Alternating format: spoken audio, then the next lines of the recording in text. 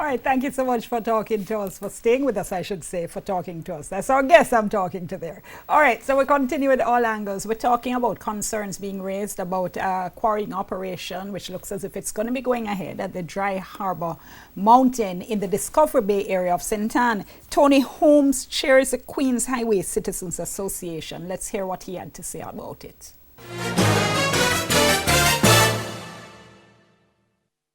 Obviously, I'm not an ecologist, I'm not an environmentalist. Obviously, I appreciate them aspects. But from a resident's point of view, about 200 yards behind me is where they're going to be crushing, that's where the plant is going to be situated. We're told that in order to meet their budget, their requirements, they have to truck out about 200 truckloads a day. This will be going on 24/7. These trucks are going to be coming down there, then they're going to be going on the highway, which is already one of the most lethal stretches of road in Jamaica. If you check out the list of fatalities that have happened on this few mile stretch of highway, absolutely treacherous. Along here there's investments, there's people that want to invest in Airbnb, that sort of thing. There's Bengal Beach down the road, there's a rafting operation that operates from there, takes a lot of tourists. There's villas down there that people, tourists let. Investors will be scared off. Who wants to invest in a place, bring tourists to somewhere where there's a limestone quarry over the road? I mean, when we moved here for, my wife's a returning resident. We moved here for the beauty of the mountain, the sea in front of us. We've worked hard all our lives, and then we get this. And at the end of the day, I don't see what Jamaica's going to benefit, because the money, it's a foreign company, foreign individuals that are owning it. We know nothing about them. All right, thank you so much. That was Tony Holmes, who chairs the Queens Highway Citizen Association. Well, the company says that there will be significant benefits. They say over 600 million in taxes. They say 50 to 100 jobs. But let's talk about process a little bit. And Dana McCauley, let me ask you to start off here, because I know one of your concerns has been how this matter has been handled, and you made reference there to the letter from NEPA. So just talk to us a little bit about the sequence of events. Essentially, after a period of almost a decade, I guess, of trying to resist this project, NEPA issued a letter in May of this year to the developer, turning down the application on 6 separate grounds. And we've talked about them tonight. I don't know if you want me to go through that have not been mentioned. So it's not in conformance to the St. Ann Development Order. We've already discussed the fact that it's not a quarry zone. We've already discussed the impacts to the irreplaceable forest and biodiversity. They also said it was part of 2 watersheds, and therefore would impact the hydrology, because limestone is very porous and water moves quickly and easily through it. They pointed out, I think Wendy mentioned this as well, that the forestry department had said there were no mitigation measures in the environmental impact assessment. And then the very large outcry from the residents, who really object very strongly to having a mining operation essentially in their backyard. They did not mention, NEPA did not mention in the letter, but I believe it's also the case that this kind of thing is going to have impacts on the marine environment due to the porosity of the limestone and the ease with which pollutants and dust and that kind of thing will eventually end up in the sea. So the reasons that NEPA gave for turning down this development were extremely strong, and I really can't see what the argument is going to be to overturn them. It cannot be on technical grounds. And all around us, I want to say, I want to say something about air quality standards as well. It's that PM10 that was mentioned by the proponents. This is an outdated air quality standard. We don't have up-to-date air quality standards in Jamaica. So, we don't not even going to measure what would really, in fact, affect public health, which is PM 2.5.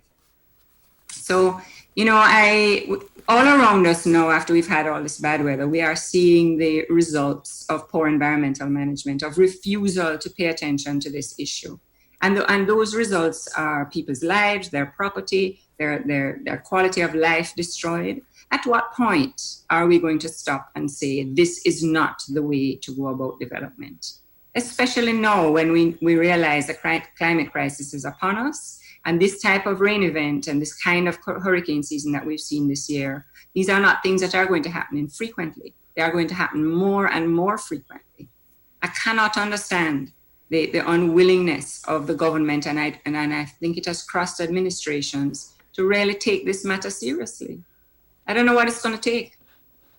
So, Wendy Lee, well, I think it's fair to say you probably were not pleased to hear of the overturning of the NEPA decision, but elaborate a little bit more for me on your thoughts about that the whole process. Because just to let our viewers know that the NRCA Act, the National Resources Conservation Act, does in fact have a specific provision that says that somebody whose application for a permit, an environmental permit, has been denied, can appeal to the minister. And the minister therefore does have the discretion to ignore the NEPA recommendation and say, yes, go ahead with the project. So talk to me a little bit about that. Not hearing you. I don't know if you're on mute. It's a cry of the Zoom and COVID era. Unmute, unmute. Okay, this application didn't just pop up in 2019. The companies, the successive companies that have tried to do the quarrying on this piece of land have all had a common connection to the landowner. So from 2001, when the quarry was started up to feed the road construction, it caused an outcry, and it was illegal. It took 7 years to get it shut down. Prime Minister Golding actually finally shut it down after the outcry from the people. And after that, Northern Jamaica Conservation Association decided to do some studies to see how we could get that area protected. And we got a grant from the FAO and the Forestry Department. And we led an in-depth study, flora, fauna, geology, everything. History of protections, law. I think you've just frozen. Okay, so while Wendy Lee unfreezes, another hazard of the Zoom era, right? While Wendy Lee unfreezes herself, Dana Macaulay, let me come back to you. So, I mean, the community members, the environmental advocates have come out. We've been hearing you guys speaking. We have been sharing from the statement that the mining company sent out. So, what happens now? What's going to happen? Well, I think I'm glad to. Some days it does feel like that. But I mean, I think we await the statement from the government, which you have said should happen. Jamaica Environment Trust has applied under the Access to Information Act for the verbatim notes of the appeal and whatever other documents exist. So there might be reasons given in a written decision, for instance. And we'll have a look and see what those things say, you know, who was there, who presented evidence that the minister considered. We can ask the question, why did he not invite the residents who had been so noticeably opposed to this development? There's a question about, you know, can we ask to be heard as affected third parties by an appeal? Is there any appeal to the appeal? Who can overturn this decision? What are the legal avenues for, you know, a response? These are all the things that we have to work through, you know, over the next coming days, and hopefully the government will make a statement as to how they can justify this decision. Your concerns about the process are absolutely right, though, Dion. And yes, the law does have this provision, as many of our laws have. But I think this is a flaw in an environmental regulatory law or any kind of regulatory law, except under very, very special circumstances, you know, natural disasters or something of that kind. It cannot simply be that a minister who's not been in his job long can just simply, for, you know, no reason that we know yet, overturn the very solid decision of a technical agency. This is not a way to control development in the country. Well, would the environmental groups, and I say Wendy Lee's back with us, have the environmental groups started to consider or discuss whether or not an application for judicial review of the minister's decision might be warranted or appropriate in the circumstances.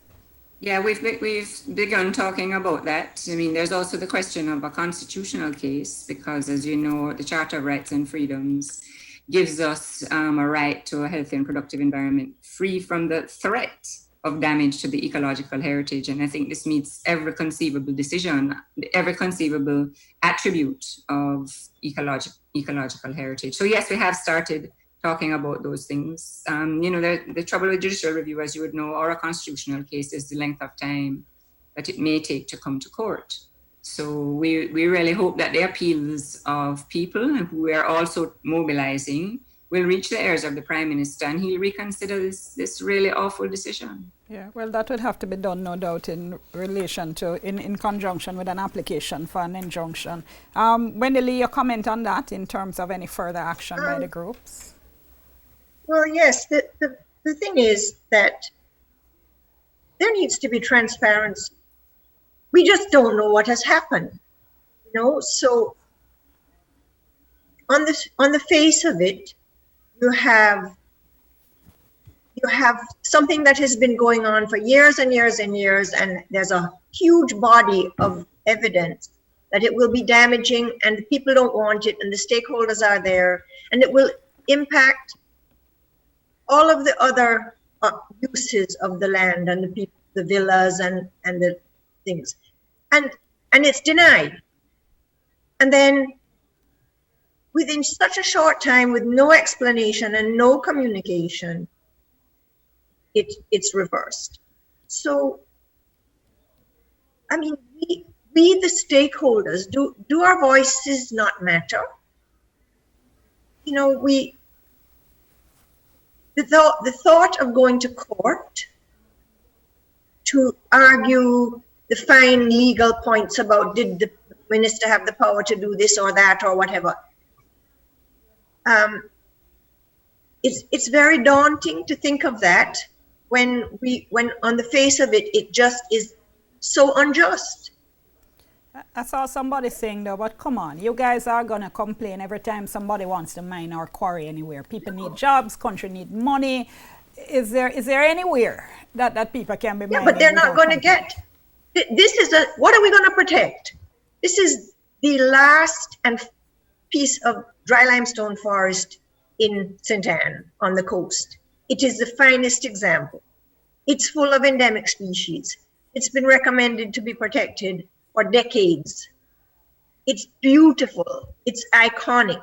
It has value far exceeding what these people are proposing to get for a short-term, extractive purpose.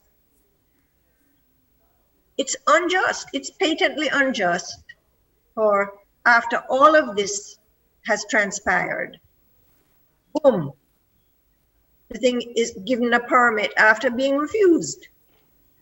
So, I mean, I really don't know if court is the right thing. I think we just need to say to Mr. Holness, what's going on here? A decision was made that is,